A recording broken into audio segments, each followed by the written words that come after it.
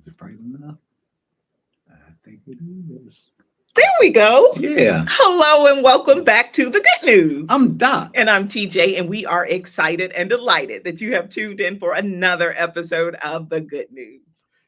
And before we get Mother's any Day further, edition. I was going to say, let's just say, I hope everybody has an awesome Mother's Day. Yes, I've been having an awesome Mother's Day weekend. Oh, so mothers get to get the whole weekend. Huh? Dad just get Father hour. That's it. That's y'all get Father hour. But it is an opportunity to celebrate mothers and the work that we do as mothers and all the sacrifices that we make. And you know, I don't know what people do with their mothers and how they take care of their mothers, how they treat their mothers, but whatever it is, do more. That's it. You know, I think about that. I thought about that this morning, and you know, I was thinking at first I was a little not I forgot the words you used today, but anyway, I wasn't at my best earlier when I was thinking about it. But you know, I started thinking, I said, I'm grateful. Yes. I said, so when you think about our mothers, be grateful for what you have, you know. I played that song before you came down. Be grateful. I heard it.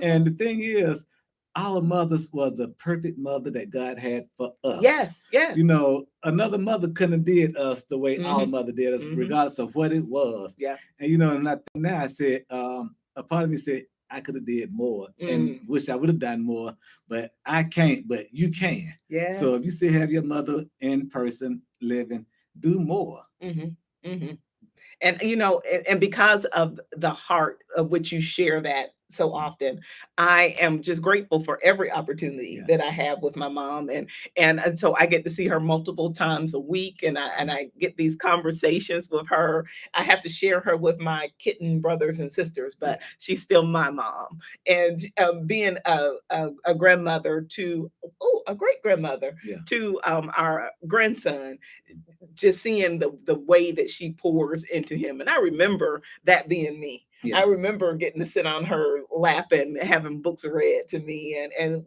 just instilled in me the love of reading that I still have today. And so I'm just grateful. And thank you for reminding me to be grateful. You know, work is tireless in itself. Yes. So I think we should just appreciate mothers more. And as mothers, and you know, it's interesting because I see you're what's called the sandwich. You know, you have your mother on one end, and the fact that you're a mother, you have a daughter on another end, and son, and then you have now grandchildren. Yeah. So you know, it's like, wow, that work is taxing. And you know, it really makes us who we are. I would not be the person I am today without having mothered a son and a daughter, because they bring out such different things in you and so many different desires for what you want them to see. I wanted to make sure that I raised a man that some woman wanted to marry. Yeah. And the same thing with a daughter, and that one who was able to accomplish everything she wanted to accomplish on her own, with being a whole person on her own without being that with a spouse or having to be a mother. And this is I hear so many times, and it breaks my heart when I hear women say that this is the only person when they're holding a baby that loves me for me. And I just wanted to make sure that she was a whole well person before that. And you know, we shared this week about being parents and raising kids. And I said, as soon as you get parenting to a point you feel good with it, they become adults. And now you have to start all over with grandchildren. And when you start taking care of grandchildren, you raise them different than you did your own children, because you've learned more, you've experienced more, and you realize some of the things I did when I was younger with my child, I didn't have to do. So I'm better now with the grandchildren. And, you know, maybe they shouldn't call parents grandparents. They should call us greater parents. Amen. I like that. And then the greatest, and then when you get the next generation, you're the greatest parent. So instead of grandparents, maybe greater parents. I love it. I love it. Well, it has been one of those Mother's Day seasons where we are coming out of the pandemic. Numbers are still doing their thing, but we are more comfortable with being able to be in groups. And so mothers are being taken out this year, and you're not just seeing your mom on Zoom. And so it's just really a great cause for a celebration.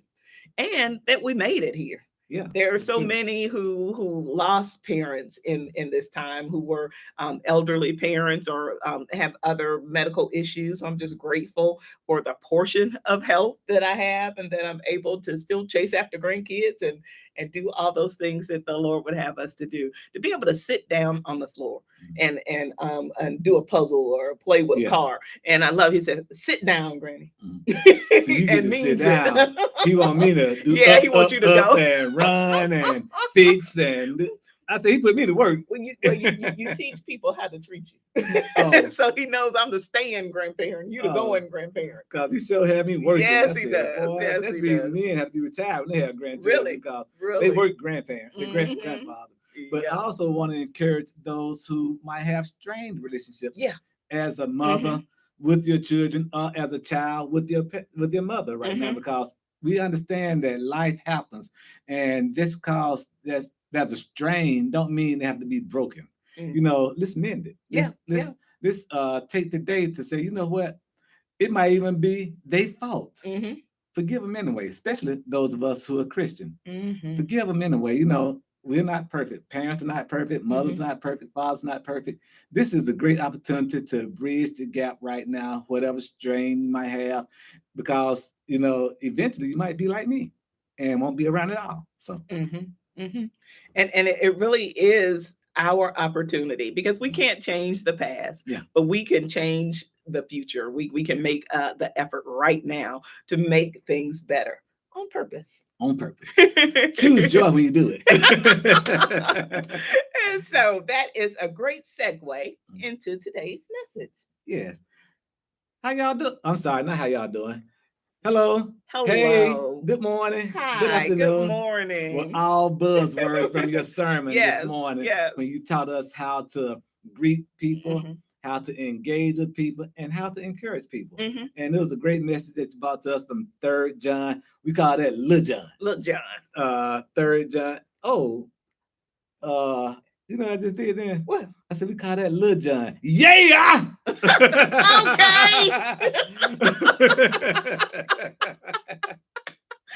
ATL in the house. Yep. Well, you know, this message, it really was awesome to prepare for, because it's one of those things that we lose as we age anyway, on making new friends and encountering people in a real and genuine way. And it's also been retarded because of COVID and the pandemic and being inside, and you jump on a Zoom call and the PowerPoint's already up and you just run through it. And so you don't really have that point of engagement with people. And so I came from the 3 John, and it is a letter to this group of people, this church body that these people were members of. And John was just writing to encourage them.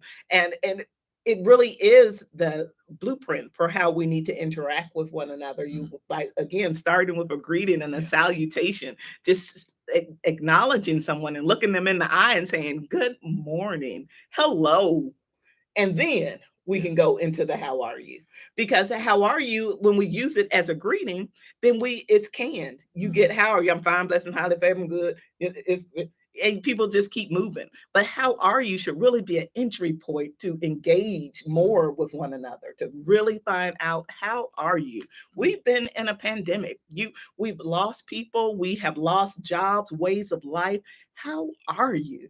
And mean it when you say how are you. Really. You know, don't use it as an excuse for them to ask you how you doing, so you can tell them everything you want to tell them. Like you say, you did it. Did a good job of communicating that in the message today. A lot of times we ask somebody how they're doing just so we can get that out the way to tell them how we're doing. What we want them to know. Yeah.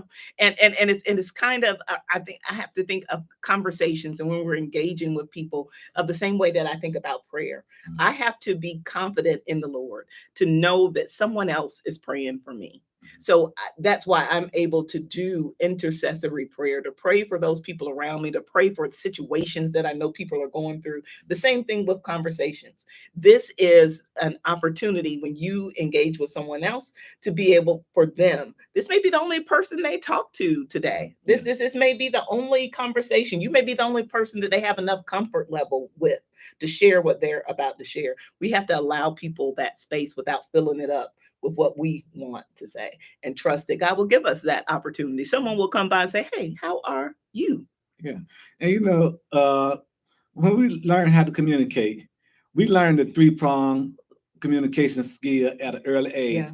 Introduction, the body, and the conclusion. Yes. And you think about that in the form of when we were in school learning how to write, we call those letters. So you did those in the letter, but when we communicate orally, we should be using the same process as well. When you greet the person and you find out a lot of stuff in it. And I use the same thing in writing sermons as well. I do the introduction, the body. But one of the things I've always had problem with, the clothes. I have a problem with the clothes. Even in real life, when I'm just talking to people, I could talk to you on the phone, we could be texting back and forth, we could be standing somewhere talking.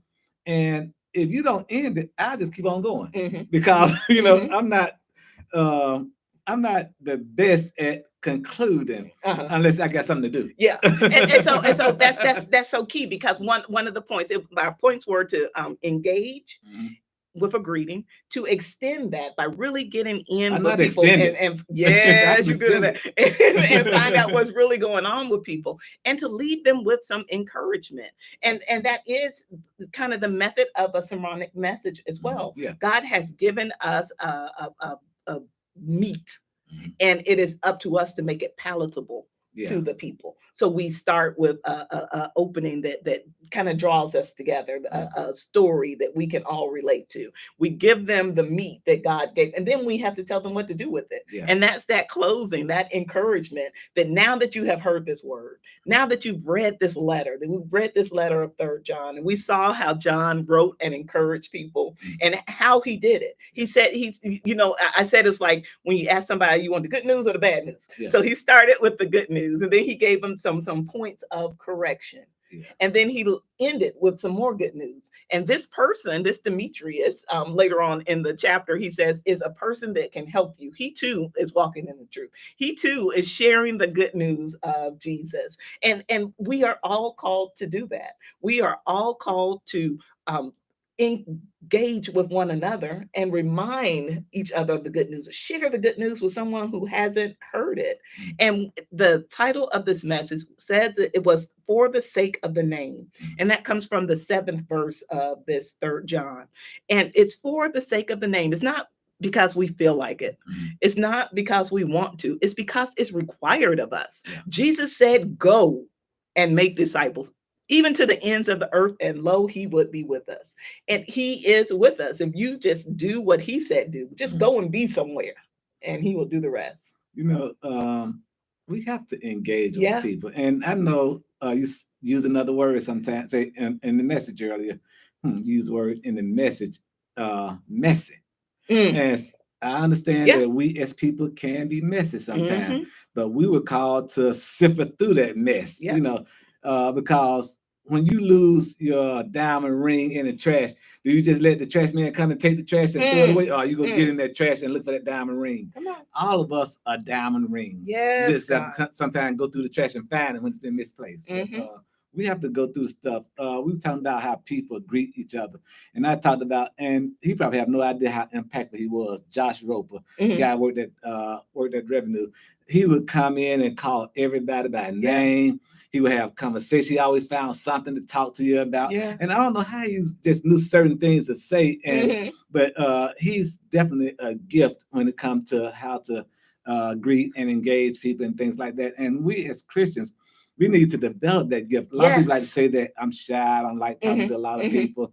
It ain't about you and what you like. It's about you doing what we said the word said we're supposed to be doing. And not just, that kind of sounds a little hard. So buck up. It's for the sake of the name. Yeah, it's what we are called to do. Yeah. This life that we are living, that we say that we are living for Christ, that we died with him, and it is now Christ who lives in us. It is for the sake of that name. It's what Jesus would do. And we don't have to wear a bracelet to remind us. Yeah. We just have to be what Jesus calls us to be. I love how you talk about the diamond in the mess, because I'm sure it wasn't pleasant to go and talk to a man who'd been at the pool of Siloam for 30 years, what he smelled like. Yeah. his situation he had going on. A woman who had been bleeding for 12 years, chasing you and touching the hem of your garment. I'm sure that wasn't a pleasant scenario. Being with a woman who was caught in adultery all by herself, who was caught in adultery, and a angry mob of frothing at the mouth people. That wasn't pleasant. That wasn't what Jesus wanted to do, but it was for the sake of the name. It was because that's what he was called to do. He was here on his Father's business, and so are we. And and the right engagement can make a person leave a situation where they know they're wrong. Because I talked about the driving and the drawing. Like Jesus said, you without sin cast first stone. And it started from the oldest all the way to the youngest. They just hung their head. He hung his head and just hung his head and walked away and everything. And that's what love would do. That's what engaging with the right purpose of encouragement would do for people. And all one be left is the one who needs encouragement, and that person could find encouragement and go and encourage others. Amen. Well, it was surely a awesome message to prepare for, especially in this Mother's Day season. And so knowing that this was the message, I paid attention to the encounters that I had with my mom and my aunts and my cousins as we saw each other yesterday to celebrate Mother's Day. And it's really what I think we as women have down is the, oh, look at you with your little dress on, with your little hairdo. You looking good, I see. And we did our tea with our sundresses and hats. And so we were really good at the encouraging. What we have to get better at is the messiness. I know what you're looking like, but I need to know what it's really like. I need to know what you're feeling, what you're going through. How can I help you? As we are all going along this journey together. I'm going to share that with them, that we need to be better about the, how are you? I know how I see you, but how are you? And these series of words I always get encouragement from is, it won't be like this always. Amen. Whatever you're going through, it won't be like this. I'm gonna have to start using that a lot more because I really love the power of those words. Really? It can even be good times. It won't always be good. So enjoy it. Bad times. It won't always be bad. So look forward to the good. Amen. It won't be like this always. Well, we're going to close on that as I get ready to celebrate Mother's Day with my steak that my husband doesn't know he's grilling for me yet. Oh, my. But I have decided I want a steak and some broccoli and some butter sauce. And it shall be done. Amen. We do want to thank you for sharing this time with us, for helping us share the good news, for giving you a method that if you aren't comfortable with saying it, just share the link. Just send the video to someone else so they can be encouraged in the Lord. I'm going to say this here too. You different. Most mothers be wanting flowers. Oh, I thought you were talking about my new hairdo. No, we want flowers and roses and nice things on Mother's Day. What does she want, y'all? This new Switch game by Nintendo. Man, I can't wait to play. And so it's I'm in competition with the other grands. So grands have pets and all this other stuff. So I gotta have something to get the grandkids. Oh, I want to go over Granny house because she got a Switch game. Yep. So there's a method to my madness. Well, I hate to disappoint you. Uh-oh. The real reason people want to come to see Granny because of G-pop. I'll take it. No, but you're a great grandmother. You're a great mother and an awesome and amazing wife. Thank you. And to each and every one of you, I pray that the Lord bless you exceptionally, exceedingly, and abundantly today. Until we are together again.